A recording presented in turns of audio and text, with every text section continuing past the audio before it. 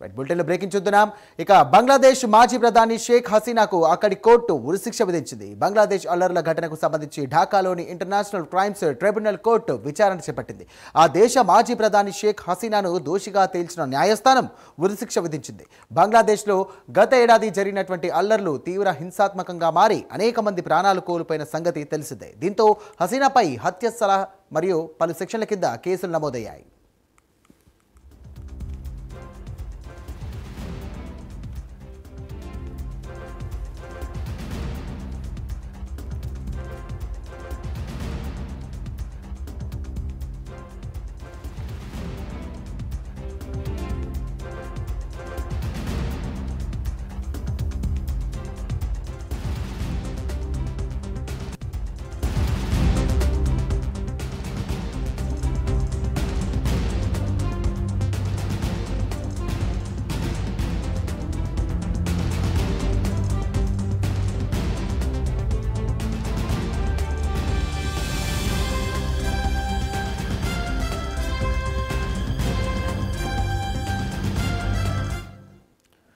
Breaking చేస్తున్నాం. బంగ్లాదేశ్ మాజీ ప్రధాని షేక్ హసీనాకు అక్కడి కోర్టు ఉరిశిక్ష విధించింది. ఇదే అంశానికి సంబంధించి మరిన్ని డీటెయిల్స్ అందించడానికి మా నేషనల్ బ్యూరో చీఫ్ కళా సిద్ధంగా ఉన్నారు. కళా, చెప్పండి, ఈ యొక్క ఉరిశిక్షకు సంబంధించి కూడా కోర్టు ఇవ్వడంపై దీన్ని ఏ విధంగా చూడొచ్చు? ప్రస్తుతం మన దగ్గర ఉన్న అప్డేట్స్ ఏంటి? సాయి, దాదాపు ఏదైతే అందరూ ఊహించినట్లుగానే ఉదయం నుంచి కూడా దాదాపు 2 రోజుల నుంచి కూడా బంగ్లాదేశ్ అల్లర్లతో నిరసనలతో అట్టడుగుతున్నటువంటిది ఒకవైపు, మరొక వైపు ఈ రోజు చాలా కీలకంగా బంగ్లాదేశ్ కి సంబంధించినటువంటి మాజీ ప్రధానమంత్రి షేక్ హసీనాకు ఢాకా అంతర్జాతీయ నేరాల ట్రిబ్యునల్ మరణ శిక్షను విధిస్తూ కూడా ఉత్తర్వులు జారీ చేసింది. దీనితో ఒకవైపు అంటే హసీనాకు ఏదైతే మరణ శిక్ష విధించారు అన్నటువంటి వార్త వెలువడగానే బయట దీనికి సంబంధించినటువంటి నిరసనకారులు ఒకవైపు నిరసనలు తెలుపుతున్నారు. మరికొందరు మాత్రము అంటే కోర్టు ఇచ్చినటువంటి తీర్పు పట్ల కూడా హర్షాతిరేకలు వ్యక్తపరిచినటువంటి మరొక బృందం. అంటే ఇరువైపులో ఉన్నటువంటి వారిని అక్కడ జరుగుతున్నటువంటి అల్లర్లను కూడా కొంత చెల్లాచెదురు అయ్యే విధంగా కూడా అక్కడ సెక్యూరిటీని కూడా అలర్ట్ చేసినటువంటిది. ఒకవైపు మనకు దాదాపు గత సంవత్సరము జూలై 15వ తేదీ నుంచి ఆగస్టు 15వ తేదీ మధ్యలో దాదాపు 1400 మంది నిరసనకారులు నిరసనలు చేస్తూ అంటే చాలా మంది విద్యార్థులు మరణించినటువంటి ఆ ఘటనలో ముఖ్యంగా చాలా కీలకంగా కూడా వాటిని నిరసనలు ప్రేరేపించడము, అక్కడ విద్యార్థులను కూడా ఏదైతే విద్యార్థులు నిరసనలు తెలుపుతున్న వారిని ఒక పద్ధతి ప్రకారంగా ఒక ప్లాన్ తోటి అక్కడ ఉండేటటువంటి పోలీస్ అధికారులతోటి కూడా చంపడానికి కూడా ఒక ప్లాన్ అంటే ఒక దానికి సంబంధించినటువంటి అధికారులతో కీలక సమావేశాన్ని కూడా జరిపింది మాజీ ప్రధానమంత్రి షేక్ హసీనా. కాబట్టి ఈ నిరసనలకు ముఖ్యంగా కర్మ క్రియ అంతా కూడా షేక్ హసీనా తర్వాత ఆమె అనుచరులే అంటూ కూడా గత కొన్ని రోజుల నుంచి కోర్టుకు సంబంధించినటువంటి ఉత్తర్వుల్లో ఈ రోజు చాలా కీలకమైనటువంటి ఉత్తర్వులను వెల్లడించింది. అయితే దీనితో దాదాపు 15 నెలలుగా కూడా భారత్ లో తలదాచుకుంటున్నటువంటి షేక్ హసీనా తర్వాత ఆమె యొక్క అనుచరుడు కూడా ఇక్కడ భారత్ లో కూడా తలదాచుకుంటున్నారు. కానీ ఒక్కసారిగా కూడా ఈ రోజు కోర్టు వెల్లడించినటువంటి ఏదైతే మరణ శిక్ష దీనికి సంబంధించినటువంటిది కూడా దానికి హసీనా కుమారుడు కూడా దీనిపై స్పందించాల్సి ఉంది, ఆల్ జజీరా. కానీ దాదాపు నిన్న కూడా ఎలాంటి మనకు తీర్పు వస్తుందో మేము ఊహించాము అంటూ కూడా నిన్న చేసినటువంటి కామెంట్స్ ఒకవైపు ముందుగానే ఇలాంటి అంటే షేక్ హసీనాకు ఉరి శిక్ష విధించవచ్చు అన్నటువంటిది నిన్న కూడా చాలా బహిరంగ కూడా ఆమె కుమారుడు కూడా ఆల్ జజీరా కూడా ప్రకటించినటువంటి సందర్భము. అయితే ఇప్పుడు కొద్దిసేపటి క్రితం ఏదైతే కోర్టు తీర్పు వెల్లడించిన తర్వాత ఇక్కడ అంటే షేక్ హసీనా తరఫున ఉండేటటువంటి ఎవరైతే పార్టీకి సంబంధించిన వాళ్ళు అనుకోవచ్చు, తర్వాత ఆ కుమారుడు అనుకోవచ్చు కూడా ఇంకా స్పందించాల్సి ఉంది. అయితే ముఖ్యంగా దాదాపు 1400 మంది నిరసనకారులకు తర్వాత మరణించినటువంటి విద్యార్థులకు కీలకంగా వ్యవహరించినటువంటిది షేక్ హసీనా. దీనికి సంబంధించినటువంటిది చాలా కీలకంగా అంటే ఐజీపీ అన్నటువంటిది ఇక్కడ మాజీ ఐజీపీ అబ్దుల్లా ఆల్ మమూన్ అన్నటువంటి కీలకంగా వ్యవహరించారు.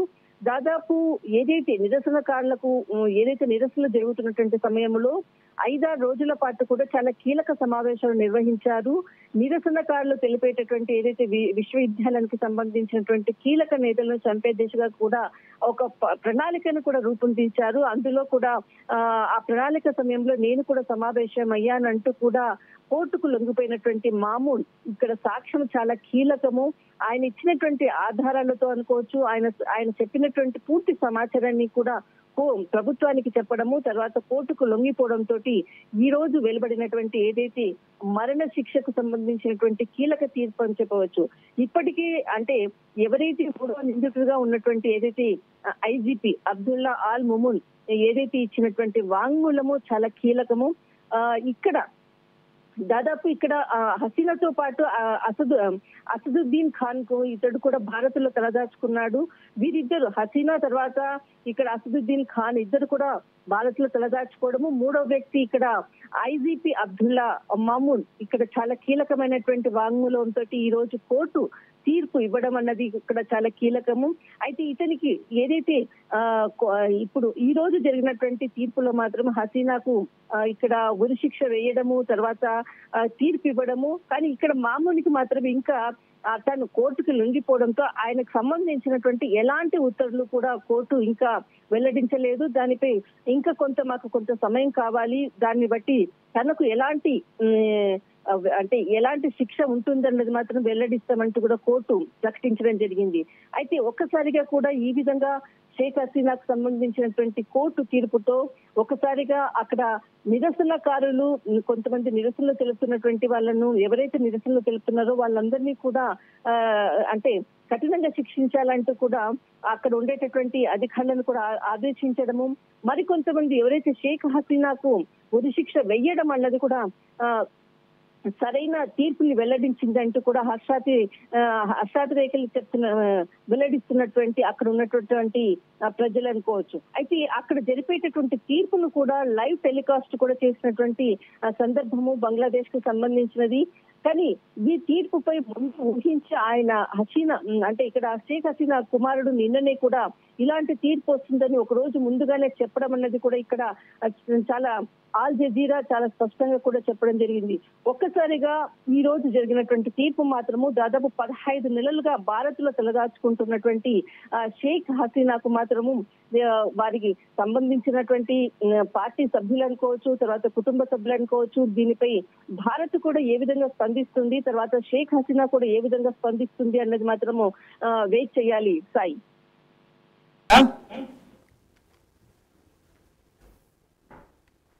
రైట్, థ్యాంక్ యూ కళ. ఇక బంగ్లా మాజీ ప్రధాని షేక్ హసీనాకు ఢాకా ఇంటర్నేషనల్ క్రైమ్స్ ట్రిబ్యునల్ ఉరిశిక్ష విధించింది. ఢాకా అల్లర్ల కేసులో సుదీర్ఘ విచారణ చేసిన న్యాయస్థానం ఇరుపక్షాల వాదనలు విన్నాక ఆమెను దోషిగా తేల్చింది. నేర నిర్ధారణ కావడంతో 458 పేజీల తీర్పును వెలువరించింది.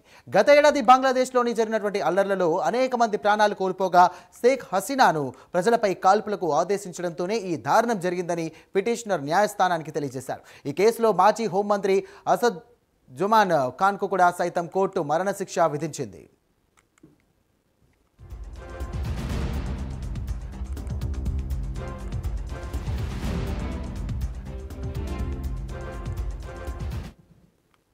గత ఏడాది జూలై ఆగస్టు నెలల్లో బంగ్లాదేశ్ రాజధాని ఢాకాలోని జరిగినటువంటి ఆందోళనలో 1400 మంది మరణించినట్లుగా ఐసీటీ న్యాయమూర్తి తెలియజేశారు. తనకు వ్యతిరేకంగా నిరసన చేస్తున్న వారిని చంపేయాలని ఆదేశించడం దారుణమని అన్నారు. షేక్ హసీనా తీరు మానవత్వానికే మాయ మచ్చని అని ఈ సందర్భంగా అమాయకుల్ని కాల్చి చంపాలని ఆదేశాలు ఇచ్చారని అన్నారు.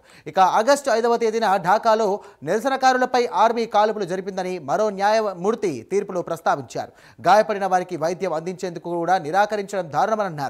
ఈ కేసులో తీర్పు ఇవ్వడంలో ఏదైనా ఆలస్యం జరిగితే క్షమించాలని న్యాయమూర్తులు కోరారు. తీర్పు నేపథ్యంలో బంగ్లాదేశ్లో ముఖ్యంగా ఢాకాలో పోలీసులు హై అలర్ట్ ప్రకటించారు. వాహనాలు తగలబెట్టేందుకు, బాంబులు విసిరేందుకు కూడా ఎవరైనా ప్రయత్నిస్తే వారిపై వెంటనే కాల్పులు జరపాలని ఢాకా పోలీస్ చీఫ్ ఆదేశాలు జారీ చేశారు.